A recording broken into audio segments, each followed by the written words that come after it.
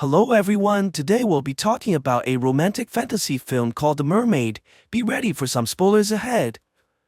In a society where humans are polluting the environment and killing all the species by destroying their homes, a collection of wealthy people are bidding to buy an island called the Green Gulf. The prices become ridiculous after many races from the competitions, but a businessman called Leo manages to purchase the land after agreeing to pay well over $20 billion. The business tycoons all gather towards Leo's home, appearing in their fancy vehicles one after the other, including a billionaire called Chan, who looks like a Walmart version of Iron Man. Leo welcomes everyone into the house, but the people soon reveal that the entire bidding was a ploy to make the man lose a lot of money, as the island is a conservation area and the home to many dolphins, making the building of real estate impossible. Just when they're laughing at their rival's misfortune, Leo reveals that he actually obtained the permit for construction after proving that the dolphins no longer live there anymore. The people quickly show their true colors, especially Chan, who continuously insults Leo for deceiving him,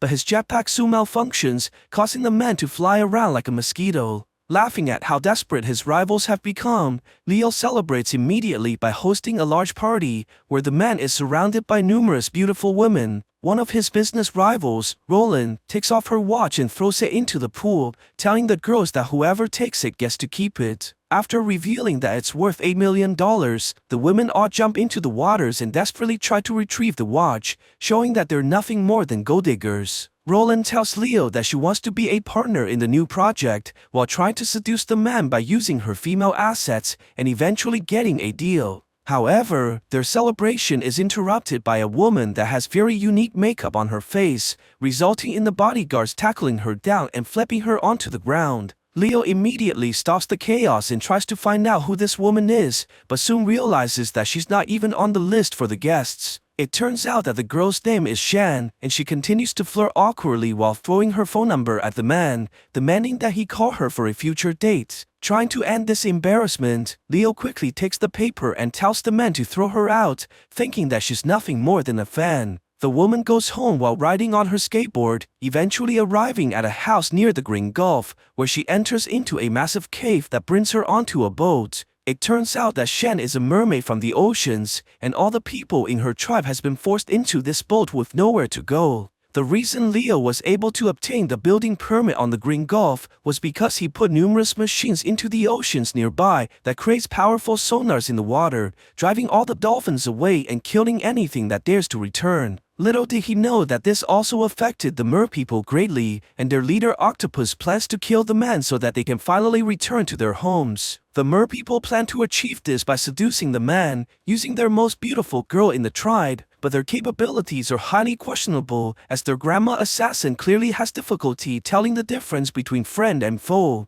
On top of that, their overestimation of Shan's flirting ability is very apparent, as they wait desperately behind her cell phone for Leo to call her, not realizing that the man is planning to have aggressive cuddling with his new business partner. However, the woman manages to completely soil the mood when she reminds the man that they're not on the same level despite their similar wealth, as she was born into royalty and Leo had to earn his money via hard work. Realizing that Roland has always looked down on him, Leo decides to call Shan for a date, telling her that he'll pick her up in 10 minutes. He tells Roland that he regrets making her his partner and begins walking away from the woman, choosing pride over having fun later in the bedroom. The mer people begin to gather up all their weapons and plan to hide behind the walls, getting ready to ambush Leo the moment he enters the place. Shan walks out from the door and shows up alongside her very unique taste of fashion, but only sees Leo's bodyguard here instead of the man himself. They take her to Leo's office building and tells her that their boss will be coming soon,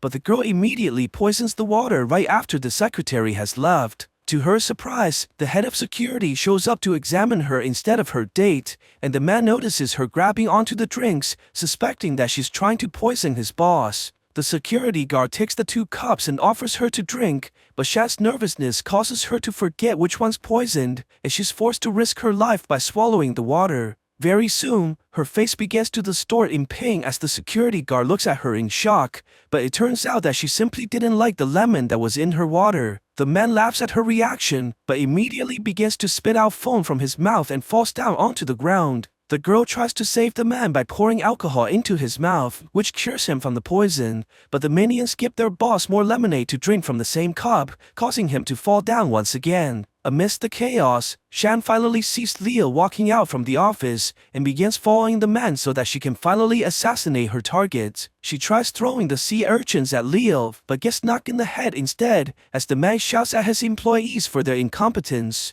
The woman immediately hides behind the furniture and tries to ambush her target again, but fails to notice the glass in front of her and gets hit on the face by her own weapon. No matter how many times she tries to throw the urchins, they always seem to come back onto her face like a boomerang, causing her to nearly pass out from the poisons. Xiao refuses to give up and tries to ambush the man from below the couch, but Leo begins dancing to his favorite song called Invincible and dodging all her attacks using his killer moves. He eventually steps on the woman's hand, causing her tremendous pain while he shakes alongside the music. The mermaid tries to stab him with all her might, but ends up piercing herself, as the man appears to be truly invincible. When Leo finally turns his back towards the woman, Shan shakes off the urchins and launches at her target, but only to be hit in the face by a golf club, as the man is shocked to see the girl on the floor. She tries to flirt at the man once again, but Leo only wants her to leave, throwing piles and piles of cash at the woman, thinking that that is all she wants. To his surprise, the girl refuses all his money and confuses him even more,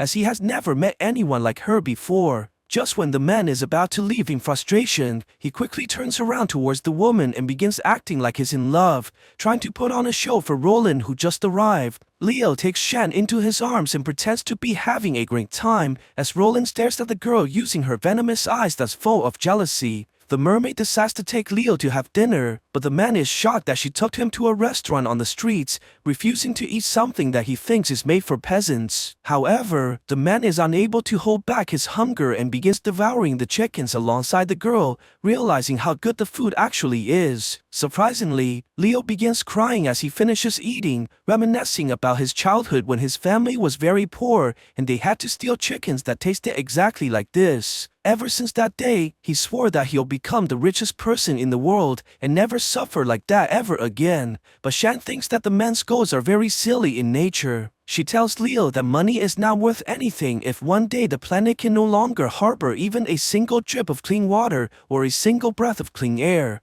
The man is impressed by her idealism and writes her a final check of $1 million, but Shan takes the paper and throws it into the fire, claiming that money means nothing to her and she's only here because she likes him. Shan begins singing to the man, and Leo soon realizes that the woman has the same taste of music as himself, causing him to sing as well. The girl becomes so engulfed in their duet that she unleashes her mermaid voice and shatters all the glass in the area, knocking off the man's fake mustache at the same time. The girl takes Leo onto numerous carnival rides, and the man is finally able to let loose while having a great time as he begins to remember the good memories from his childhood as well. Later that night, they go back to the island where the woman claims that she lives, but her happiness is quickly ended when she receives a phone call from Octopus as her people plan to ambush Leo from behind the door. The man walks the mermaid towards her house and begins holding her hand, while Shan appears to have developed feelings for Leo as well. Before the woman opens the door, she questions Leo about what he wants to see if he only had this moment to live,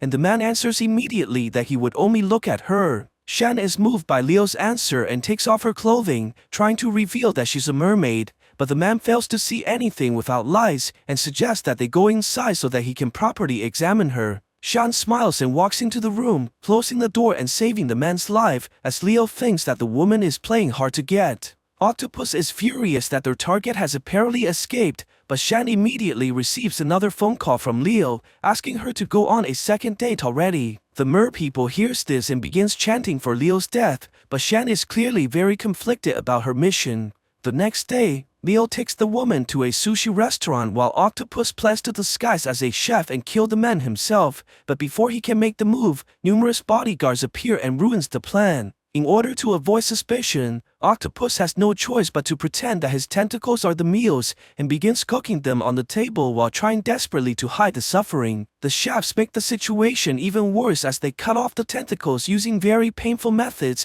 causing the octopus to make increasingly terrifying faces as Leo thinks that this is all part of the act. Eventually, the man is no longer able to endure the pain and spits out a cloud of ink, escaping from the windows in the last moment. Shen tries to explain that this is part of the men's performance, while Leo pays little attention to what just happened as he has more important announcements to make. The man takes out a wedding ring and puts it on the woman's hand, trying to marry her right away, as he realizes that she's the best thing that's ever happened to his life. Shen has trouble accepting this and calls the man a fool, showing Leo her knife and touting him that she's here to kill him. But the man knocks away her weapon and proceeds to kiss her passionately, while the woman cries from the conflicting emotions. Their embrace is quickly interrupted by Roland as she walks into the room, forcing Shen to leave from the embarrassment. The woman is furious at Leo for loving someone else, but the man has no interest in her and demands that she stop following him from now on. Later that night, Octopus is furious that they failed to kill their target once again and begins suspecting that Shen has actually fallen in love. Although the woman denies the accusation, Octopus wants her to look in his eyes and swear, but this becomes difficult as the grandma turns on the ceiling fan, making the man spin in frustration. However, their arguments are interrupted by knockings from the outside, and Shen opens the door, only to see that Leo has come to apologize. The man notices the mermaid's fishtail and sees numerous other merpeople in the room, but he's quickly captured before he can run and knocked unconscious. When the man wakes up, Octopus shouts at him with anger and shows him all the tribesmen that his company has hurt, deciding to kill him right away. But Leo begs for them to stop, stating that his death would not disable the sonars. He wants them to give him a second chance so that he can disable the machines, as he never expected the sonars to be so harmful. But the octopus is blinded by rage and begins choking Leo furiously. Luckily, Shen is able to cut off the tentacle in the last moment, saving the man's life and giving him a chance to escape, while everyone looks at her in shock. The octopus becomes infuriated by the woman's betrayal and tries to kill her, but is ultimately unable to slay one of his own people. Leo immediately goes to the police and tries to explain what just happened to him, but after hearing the man's descriptions and drawing out the suspect, the officers have a hard time keeping a straight face as they nearly choke themselves out by laughing. With no other choice, Leo decides to examine the sonars personally and tells the doctors to blast the machine right at him. A powerful shockwave charges towards the man and causes him great pain, quickly forcing Leo onto the ground as he yells for it to stop. To his surprise, the doctor tells him that they only used 10% of the machine's power. Realizing the harm that he's done, Leo immediately tells the board members that they have to stop using the sonars, but the people all disagree as the construction has already started. Roland shows up as well, and after hearing the board members' complaints, the woman unexpectedly agrees with Leo and orders the sonars to be turned off. After finally shutting down the dangerous weapons, Roland wants to know the reasons behind the sudden change of plan. Thinking that the woman is on his side, Leo tells her everything about the merpeople and how they're stuck on the island because of the company's sonars. However, Roland is not surprised at all by this information, as she reveals that her team has been searching for the existence of mermaids for a long time. In fact, they have already found multiple bodies of the merpeople, and now they can retrieve live samples, making their company unthinkable profits as a result. Realizing that the woman is out for blood, Leo immediately tries calling Shen, but she never picks up the phone. With no other choice, the man drives quickly towards the mermaid's location. At the same time, Roland tells all her men to head towards the island as they prepare to capture and kill all the merpeople like their animals. The mercenaries arrive inside the boat and find the place to be completely empty, but after diving into the water, they soon discover that their targets are all hiding inside the pool. The humans quickly point their guns and begin shooting furiously without mercy, causing great injuries to many of the merpeople and turning the water red. Very soon, the victims are forced to jump out from hiding as they try desperately to evade the bullets, but ends up stranded on the surface as a result. The humans show no sympathy towards the merpeople as they begin chopping at their targets and bagging them like nothing more than fishes. Shen jumps out from the water and tries to escape away from the flying weapons, but she quickly gets surrounded by the sheer number of people chasing after her. Luckily, Octopus manages to save her from being captured as he grabs onto her using his tentacles and launching her away from the boat, sending her directly towards the waterfall. However, the mermaid fails to escape as she gets trapped inside a giant net and pounded numerous times by the humans, causing her to fall towards the ground. Numerous humans charge towards the girl with the intention to kill, but a large wave strikes the attackers and knocks them into the water as the elder mermaid appears to save her people. She raises her giant tail and strikes the water using tremendous force, creating giant waves across the pool that consumes the humans entirely. The elder continues to attack the mercenaries by launching water at them, sending the people towards the walls and disabling them very easily, eventually knocking down all the enemies. Before she can relax, one of the enemies fires a grenade at the mermaid, sending her flying across the boat and dropping into the ocean. The elder is surprised to learn that the sonars are not working anymore and tells her people to run for the oceans, resulting in the remaining survivors to finally escape. Shan tries running for the oceans as well, but is quickly attacked by one of the hooks which prevents her from getting away. The mermaid charges desperately away from the boats, but the floaters prevent her from diving deeper, and eventually she's caught up by a helicopter that Roland is in. The woman aims a rocket launcher at Shan and fires the missile, causing a huge explosion underwater that sends the mermaid onto the surface as her body is severely wounded by the attack. The mercenaries quickly surround the girl while Roland tells the men to kill the target, trying to take vengeance for stealing her man. At the same time, Leo is stuck in traffic and tries desperately to call for help, but his men are all stuck in the rush hour just like himself. To his surprise, Leo notices one of his business rivals who owns the jetpack and finally sees a way out from this madness. Just before the mercenaries can fire their weapon, Leo flies in to save the mermaid like a superhero and tells all the men to stop, but Roland grabs the gun and shoots without hesitation, destroying the jetpack as Leo tries to protect his friend. He carries the mermaid and runs quickly for the ocean, but Roland continues shooting her gun and hitting the man multiple times. Leo refuses to give up his friend despite being heavily wounded and eventually makes it to the edge of the walkway. He manages to release the mermaid inside the water before finally collapsing from the wounds as the police rushes in to help. Sometimes later, an author arrives inside the main character's home and begins to interview Leo, trying to find out the truth about the mermaids, but the man simply laughs and tells him that these are only fairy tales made by people. However, Leo quickly reveals that he's no longer single and currently married to Shan, who's able to disguise perfectly as a human. The two dive into the oceans and the mermaid shows her husband the wonders and beauties inside her world as she's finally together with her people. So what do you guys think about this movie? Let me know in the comments below, and if you like my video, please press like and subscribe for more. I'll see you guys next time.